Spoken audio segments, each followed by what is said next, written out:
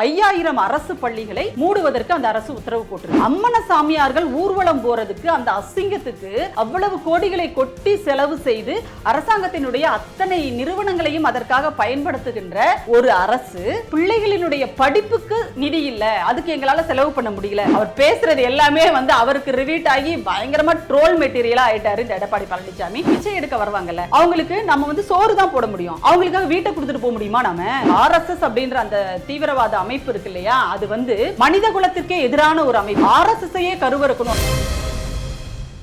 அனைவருக்கும் வணக்கம்.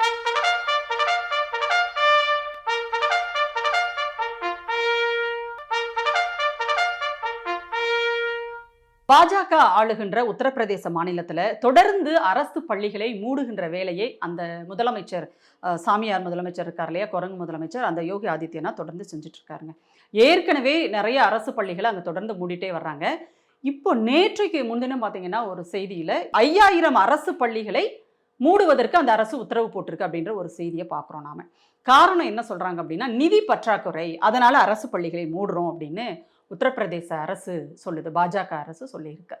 ஒரு விஷயத்தை யோசிச்சு பாருங்க, எவ்வளவுதான் நிதி பற்றாக்குறை இருந்தாலும் ஒன்றிய அரசு தொடர்ந்து கல்விக்கான நிதியையே 2152 கோடி வரவேண்டிய கல்விக்கான நிதியையே ஒன்றிய அரசு கொடுக்காத போதும், வரி பகிர்வில் தமிழ்நாடு தொடர்ந்து வஞ்சிக்கப்பட்டு வருகின்ற போதும் கூட தமிழ்நாட்டில் இருப்பதிலேயே அதிக அளவிலான நிதியை இந்த பட்ஜெட்ல கல்வித்துறைக்கு தான் தமிழ்நாடு அரசு ஒதுக்கி இருக்கு. அப்போ நீங்க இந்த ரெண்டுக்குமான வேறுபாடு அப்படிங்கிறது எவ்வளவு தூரம் இருக்கு அப்படின்னு பாருங்க.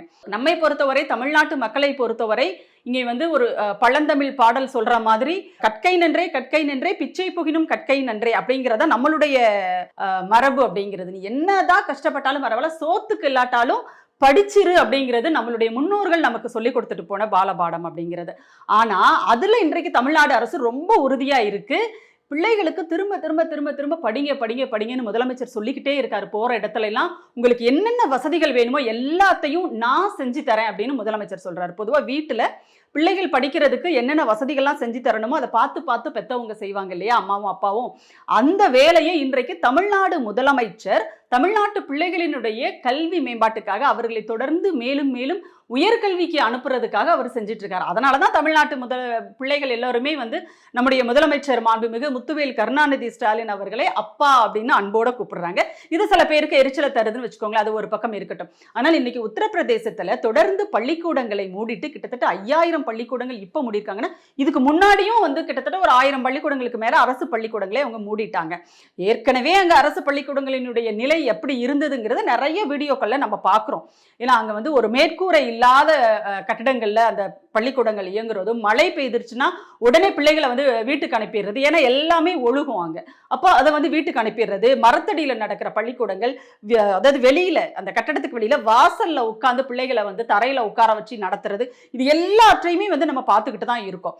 ஆனா அதையும் கூட இன்றைக்கு நடத்த முடியல அப்படின்னு சொல்லிட்டு நிதி பற்றாக்குறையை காரணம் காட்டி ஒன்றிய பாஜக அரசினுடைய என்னவோ அடுத்த பிரதமரே அவர் தான். யாரு? அந்த குரங்கு சாமியார் பேர் என்ன, யோகி ஆதித்யநாத், அவர் தான் அப்படின்னு சொல்லுகின்றவர் தான் இங்க முதலமைச்சரா இருக்கிறாரு. நிதி பற்றாக்குறைன்னு சொல்றாங்கல்ல, ஒரு விஷயம் நம்ம கேள்வி கேட்க வேண்டியது இருக்கு. ஏன்னா இதே உத்தரப்பிரதேசத்துல கும்பமேளா அப்படின்னு சொல்லிட்டு ஒண்ணு நடத்துறாங்க.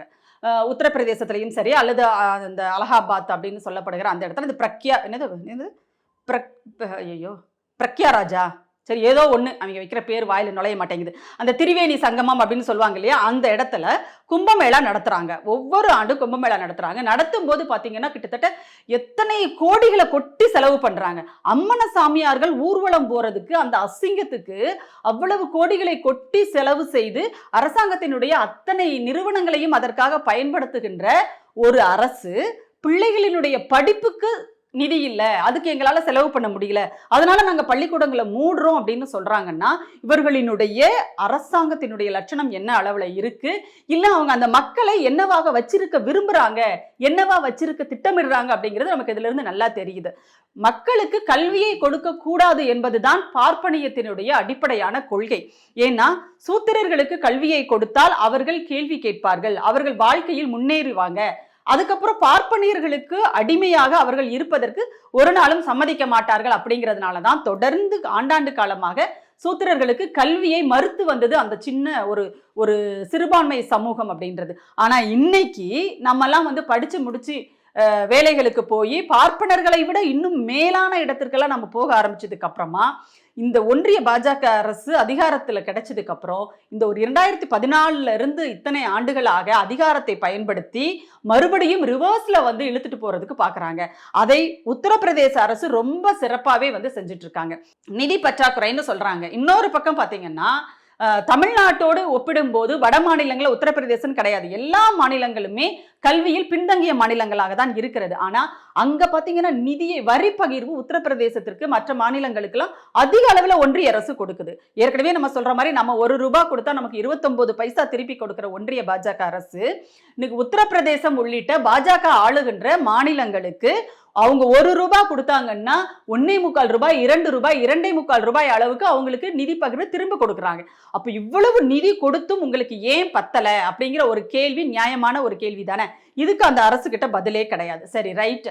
அப்போ இப்படி கல்விக்கு வந்து எந்த முக்கியத்துவமும் கொடுக்காத பாஜகவோடு கூட்டணி வச்சதுனாலதான் ஒருவேளை அதிமுகவினுடைய எடப்பாடி பழனிசாமியினுடைய மனநிலையும் அப்படி திசை மாறிடுச்சு அப்படிங்கிறது நமக்கு புரியுது. ஏன்னா அவர்களுடைய எஜமானர்களுக்கு எது பிடிக்காதோ அது வேலைக்காரர்களுக்கும் பிடிக்கக்கூடாது இல்லையா, அடிமைகளுக்கும் பிடிக்கக்கூடாது. அதுதானே வந்து அந்த சாசனத்தினுடைய அடிப்படையே. அப்போ எஜமானர்களான பாஜகவுக்கு RSSற்கு பொதுமக்களுக்கு கல்வி கிடைப்பது என்பது பிடிக்காது. அது வந்து அவர்கள் கொடுக்க கூடாதுன்ற கொள்கையோடு இருக்கிறாங்க. அதனால எடப்பாடி பழனிசாமியும் இங்க என்ன சொல்றாரு, நீங்க வந்து இந்து சமய அறநிலையத்துறையை பார்த்து கேட்கிறாரு, ஏன் நீங்க பள்ளிக்கூடங்கள் கல்லூரிகள் எல்லாம் நடத்துறீங்க அப்படின்னு அவர் கேள்வி கேட்கிறாரு. இதுக்கு கடுமையான எதிர்ப்பு மாணவர்கள் கிட்ட பெற்றோர்கள்ட்ட இருந்து கிளம்பிட்டு இருக்குது. அது வேற விஷயம். சரியா, இது ஒரு பக்கம். இன்னொரு பக்கம் அங்க அதாவது இங்க வந்து டாஸ்மாக் அப்படியே வந்து எல்லாரையும் வந்து குடிகாரர்களாக மாற்றிக்கொண்டு இருக்கிறது இந்த திராவிட மாடல் அரசு அப்படின்னு சொல்லிட்டு ஒருத்தர் பேசுறாரு, இன்னொருத்தர் பேசுறாரு. படின்னு சொல்றதுக்கு பதிலா இந்த அரசாங்கம் குடின்னு சொல்லுதுன்னு சொல்லிட்டு எப்பவுமே அந்த என்ன சொல்றது அந்த போதையிலேயே இருக்கிற ஒரு ஆள் பேசிட்டு இருக்கான். அப்போ இப்படியெல்லாம் வந்து இங்க வந்து கட்டுக்கதைகளை கட்டி விட்டுட்டு இருக்கீங்களே, நீங்க இல்லாத பொல்லாதெல்லாம் சொல்லிட்டு இருக்கீங்கல்ல. ஆனா ஒன்றிய அரசினுடைய அந்த ஒரு அடுத்த பிரதமர் அப்படின்னு பாஜகவால் வந்து கொண்டாடப்படுகின்ற அடுத்த வரிசையில் அவர் தான் நிக்கிறாரு. மோடிக்கு அடுத்த வரிசையில் அவர் தான் நின்றுட்டு இருக்காரு, வாடிவாசல்ல நின்றுட்டு இருக்காரு அப்படின்னு சொல்லுற அந்த உத்தரப்பிரதேசத்துல அந்த முதலமைச்சர் யோகி ஆதித்யநாத் சாமியாரு அவர் என்ன நடத்துறாரு, டாஸ்மாக்குக்காக முதலீட்டாளர்கள் மாநாடு அவர் நடத்துறாரு. முதலீட்டாளர்கள் மாநாடு நடத்தி அங்க வந்து ஒரு 4000 கோடி கிட்ட ஏதோ முதலீடுகள் ஈர்க்கப்பட்டிருக்கிறது. எந்த துறைக்கு? டாஸ்மாக்கு முதலீடுகள் ஈர்க்கப்பட்டிருக்கிறதுன்னு சொல்லிட்டு உத்தரப்பிரதேசத்துல இருந்து செய்தி வருது. இது குறித்து இங்க இருக்கிறவங்க யாருமே வந்து வாயை திறக்கிறது கிடையாது. அது ஒரு பக்கம் இருக்கட்டும். ஆனா இன்னொரு பக்கம் பாருங்க, தமிழ்நாடு அரசும் இங்க இருக்கிற திராவிட மாடல் அரசு முதலீட்டாளர்கள் மாநாடு தொடர்ந்து நடத்துறாங்க. எப்படிப்பட்ட முதலீட்டாளர்கள் மாநாடு? வெளிநாடுகளில் இருந்து தொழில் நிறுவனங்களை இங்கே ஈர்ப்பதற்கு. ஏன்னா நம்ம பிள்ளைகளே அடுத்தடுத்து உயர்கல்விக்கு கொண்டு போய்கிட்டே இருக்கோம். அவங்க படிச்சு முடிச்சு வெளியில வரும்போது அவர்களுக்கு வேலை வாய்ப்புகள் வேணும். அப்ப என்ன செய்யணும்? அவங்க வேலை வாய்ப்புகளுக்கான அந்த ஏற்பாடுகளை நாம் இப்பவே செய்ய ஆரம்பிக்கணும்னு சொல்லிட்டு முதலமைச்சர் அவர்கள் எல்லா இடங்களுக்கும் போய் அவரே நேரடியாக வெளிநாடுகளுக்கு போய் அங்கிருந்து தொழில் நிறுவனங்களை இங்கே அழைத்து வந்து தொழில்களை தொடங்க வைத்து நம்முடைய மாணவர்களுக்கு வேலை வாய்ப்புகளுக்கான ஏற்பாடுகளை ரொம்ப சிறப்பா தமிழ்நாடு அரசு செஞ்சிட்டு இருக்கு. அதுக்கு ஒரு நல்ல உதாரணம் எது அப்படின்னா, இப்போ இந்த வாரத்துல ஃபாக்ஸ்கான் சொல்லிட்டு ஒரு நிறுவனம், வெளிநாட்டு நிறுவனம் ஒன்று, ஃபாக்ஸ்கான், அது வந்து தூத்துக்குடியில வந்து தன்னுடைய தொழிற்சாலையை நிறுவி வேலையை தொடங்கியிருக்காங்க. அவர்களுக்கான மேன் பவர் இருக்கணும் இல்லையா, அப்போ அதுக்கு வந்து இன்டர்வியூ நடத்துறாங்க. வேலைக்கு ஆள் எடுக்கும் போது இங்க எப்படி இருக்கு பாருங்க, நீங்க யோசிச்சு பாருங்க.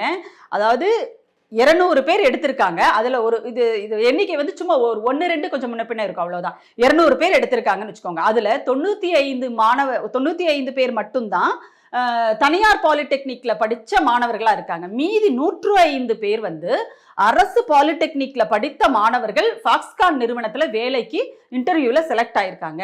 எப்படின்னு யோசிச்சு பாருங்களேன். அதாவது அந்த மாணவர்களுக்கு நான் முதல்வன் திட்டத்தின் கீழே தனியாக திறன் பயிற்சி கொடுத்து அவர்கள் அந்த இன்டர்வியூல செலக்ட் ஆகி இன்னைக்கு ஒரு பன்னாட்டு நிறுவனத்துல அந்த மாணவர்கள் வேலைக்கு இருக்காங்க. அவங்க வந்து அந்த அந்த அப்பாயின்மெண்ட் ஆர்டரோட வீட்டுக்கு போகும்போது அந்த பெற்றோர்களினுடைய மகிழ்ச்சி எப்படி இருக்குன்னு யோசிச்சு பாருங்களேன். தன்னுடைய பிள்ளை கஷ்டப்பட்டு படிச்சான், தான் கஷ்டப்பட்டு தான் பிள்ளைய படிக்க வச்சேன். என் வீட்டில் இருக்கிற எத்தனையோ பேர் வந்து நகைகளை அடகு வச்சு வித்து இப்படிலாம் படிக்க வச்சிருப்பாங்க. அவர்களுக்கு அடுத்ததாக தான் பிள்ளை ஒரு நல்ல படிச்சு முடிச்சதும் ஒரு வேலைக்கு போயிட்டான்ப்பா, அதுவும் ஒரு பன்னாட்டு நிறுவனத்துல வேலைக்கு போயிட்டான் அப்படின்றப்போ அவர்களுடைய மகிழ்ச்சி எப்படி இருக்குன்னு யோசிச்சு பாருங்களேன். அப்போ இப்படிப்பட்ட மகிழ்ச்சியை தமிழ்நாட்டு மக்களுக்கு இங்க இருக்கிற திராவிட மாடல் அரசு முதலமைச்சர் தளபதி அவர்கள் தொடர்ந்து கொடுத்துட்டு இருக்காரு. ஆனா இன்னொரு பக்கம் பாத்தீங்கன்னா டாஸ்மாக்கு முதலீட்டாளர்கள் மாநாடு நடத்தி அதை வந்து பெரிய அளவுல செய்தியாக்கி கொண்டாடிட்டு இருக்கிறது உத்தரப்பிரதேசத்துல இருக்கிற பாஜக அரசு. அப்ப இந்த வேறுபாடுகள் காரணமாக தான், இப்படி இருக்கிறதுனாலதான் இந்த பாஜக தமிழ்நாட்டுக்கு ஆகவே ஆகாது. தமிழ்நாட்டினுடைய வளர்ச்சிக்கு பாஜக என்பது மிகப்பெரிய முட்டுக்கட்டையாக இருக்கிறது. ஏற்கனவே ஒன்றியத்தில் உட்கார்ந்துகிட்டு அது மறுபடியும் இங்க வந்து அவங்களே சொல்ற மாதிரி அதெல்லாம் வந்து கனவுல கூட நடக்காதுங்க அப்படின்னு சொல்லிட்டு இன்னைக்கு நம்ம மக்கள் எல்லாம் சொல்லிட்டு இருக்காங்க.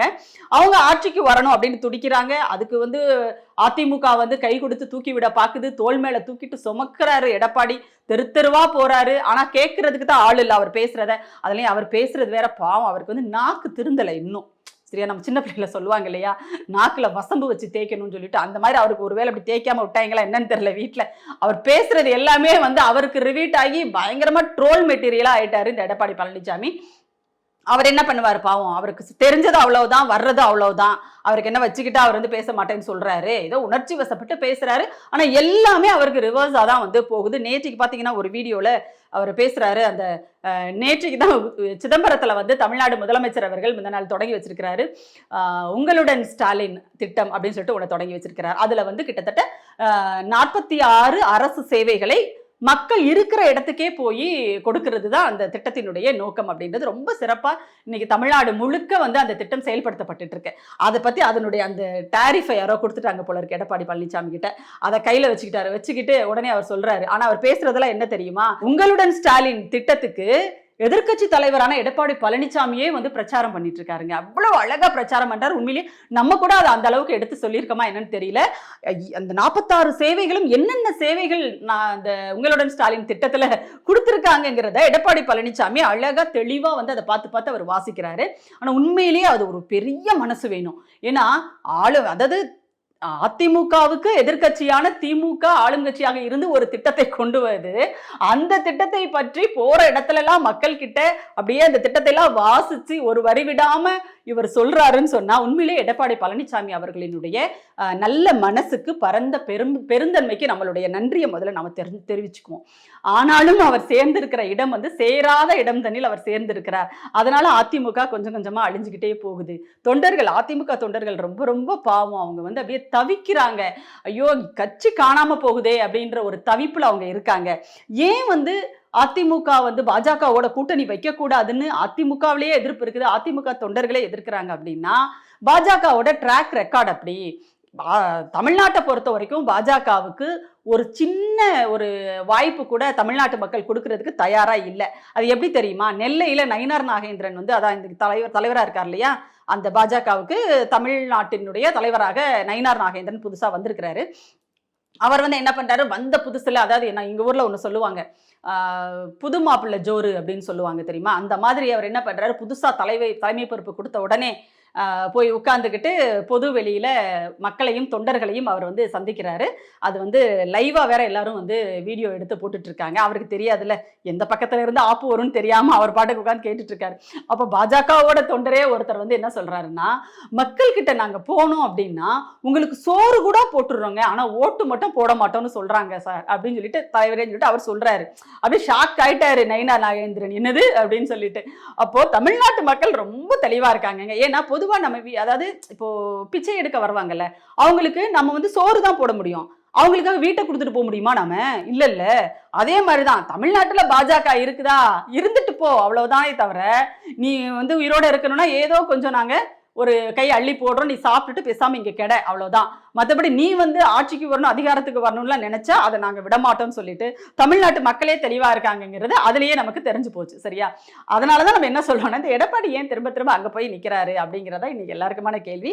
சரி, அவர் எங்கேயாவது இருந்துட்டு போட்டு அவர் முடிவு பண்ணிட்டாரு. எம்ஜிஆருக்கு ஒரு சமாதி வச்சாச்சு, ஜெயலலிதா அவர்களுக்கு ஒரு சமாதி இருக்குது, சரி அதிமுகவுக்கும் ஒரு சமாதியை கட்டிவிடுவோமே நம்ம ஆட்சி நம்ம காலத்துல அப்படின்னு எடப்பாடி முடிவு பண்ணிட்டாருன்னு நினைக்கிறேன். ஏன்னா அவருக்கு பொறுத்த வரைக்கும் சம்மந்தியை காப்பாற்றணும், மகனை காப்பாற்றணும், கொள்ளையடிச்சு வச்ச பொருளை காப்பாற்றணும், எஸ்பி வேலுமணி எல்லா மணிகளும் வந்து கொள்ளையடிச்சு வச்சதெல்லாம் காப்பாற்றிக்கணும், அதுதான் அவர்களுடைய நோக்கமே தவிர தமிழ்நாடு எக்கேடு கெட்டு போனாலும் அவர்களுக்கு கவலையே கிடையாது. அதனாலதான் திரும்ப திரும்ப நம்ம சொல்றோம், பாஜக என்பது ஆபத்தானது, இந்த நாட்டுக்கு ஆபத்தானது, நாட்டு மக்களுக்கு ஆபத்தானது, ஜனநாயகத்திற்கு ஆபத்தானது. மொத்தத்துல இந்தியா மட்டும் கிடையாதுங்க, இந்த RSS அப்படின்ற அந்த தீவிரவாத அமைப்பு இருக்கு இல்லையா, அது வந்து ஒரு மனித குலத்திற்கே எதிரான ஒரு அமைப்பு, ஆபத்தான ஒரு அமைப்பு. அதனாலதான் தொடர்ந்து ஆர்எஸ்எஸ்ஐயே கருவறுக்கணும், ஆர்எஸ்எஸ் கருவறுக்கணும் மீன்ஸ் ஆர்எஸ்எஸ்ன்ற ஒரு அமைப்பை இந்தியாவில் இருக்கவே கூடாது, அதை அழித்து ஒழிக்கணும், அதை ஒழிச்சு கட்டணும், சட்டப்படியே அது தடை செய்யப்பட வேண்டும் அப்படிங்கிறதெல்லாம் இன்னைக்கு பேசிக்கிட்டே இருக்கோம். நாம பிரதான எதிர்க்கட்சியாக இருக்கின்ற இந்தியாவினுடைய எதிர்க்கட்சியான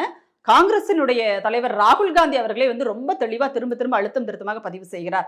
இப்படியெல்லாம் ஒட்டுமொத்த இந்தியாவுமே இன்னைக்கு பாஜகவிற்கும் ஆர்எஸ்எஸ்க்கும் எதிராக நிற்கின்ற ஒரு சூழலில் இங்க இருக்கிற நாங்களும் திராவிட கட்சி தான் சொல்லிட்டு இருக்கிற இந்த அதிமுகவினுடைய அடிமை எடப்பாடி பழனிசாமி மட்டும் இல்ல நாங்க அவங்கள தலையில தூக்கி வச்சுட்டு தான் சுமப்போம், நான் அமித்ஷா வீட்டு கதவை தட்டுவேன், மோடி வீட்டு கதவை தட்டுவேன், என்னென்னவோ வளரிட்டு இருக்காரு. ஆனா ஒரு விஷயம் மட்டும் தெளிவா பார்த்துக்கோங்க, தமிழ்நாடு மேலும் மேலும் முன்னேற்ற பாதையில போகணும். கல்வியில, தொழில்ல, மருத்துவத்துல எல்லாத்துலயும் நம்ம முன்னேறிட்டே போகணும், இன்னுமாக போகணும். ஏன்னா இப்ப தமிழ்நாடு அரசு ஒவ்வொன்றையும் பார்த்து செய்யறாங்க. அண்மையில பாத்தீங்கன்னா 8 உண்டு உறைவிட பள்ளிக்கூடங்களை தரம் உயர்த்துவதற்கு தமிழ்நாடு அரசு அரசாணை பிறப்பித்திருக்கிறது. எப்படின்னா மலைவாழ் பழங்குடி மக்களினுடைய குழந்தைகள் படிக்கின்ற அந்த உண்டு உறைவிட பள்ளிகளை தரம் உயர்த்துவதற்கு திராவிட மாடல் அரசு உத்தரவு பிறப்பிச்சிருக்காங்க, அரசாணை வெளியிட்டிருக்காங்க. அப்ப நீங்க யோசிச்சு பாருங்க, கல்விக்கு எவ்வளவு முக்கியத்துவம் கொடுக்குறோம். ஆனால் பாஜகவுக்கு கல்வின்றதை பிடிக்கவே பிடிக்காது. அவங்களுக்கு நம்ம கல்வி பெறுவது அப்படிங்கிறது சுத்தமா பிடிக்காது. அதனாலதான் அந்த புதிய கல்விக் கொள்கையை கொண்டு வர்றாங்க. அதை தான் இவர் எடப்பாடி பழனிசாமியும் தூக்கி சுமக்கிறார். அப்போ நம்ம இங்க புறக்கணிக்க வேண்டியது பாஜகவையும் புறக்கணிக்கணும், அதோடு கூட எடப்பாடி பழனிசாமியினுடைய அதிமுகவையும் புறக்கணிக்கணும் அப்படிங்கிறது தெளிவா இருக்கு. அதிமுகவினுடைய வாக்குகள் எல்லாம் எங்க அடுத்து சேரப்போகுது அப்படிங்கிறதை நம்ம பார்த்துக்கிட்டு தான் இருக்கோம். ஸோ தமிழ்நாடு எப்பொழுதும் தனித்துவமான மாநிலம்தான். தமிழ்நாடு என்பது கல்வியில் சிறந்த மாநிலமாக தான் என்னைக்குமே இருக்கும். அதை யாராலும் அழிக்க முடியாது அப்படிங்கிறத திரும்ப திரும்ப திரும்ப தமிழ்நாடு முதலமைச்சர் இவ்வளவு உறுதியா சொல்றதுக்கு காரணம் என்னன்னா, கொள்கையில் சரியாக இருக்கிறோம், மக்களுக்கு நேர்மையாக இருக்கிறோம், செய்கின்ற பணிகளை நம்ம விரைந்து செய்கிறோம், வெளிப்படையாக செய்கிறோம் அப்படிங்கிறது தான்.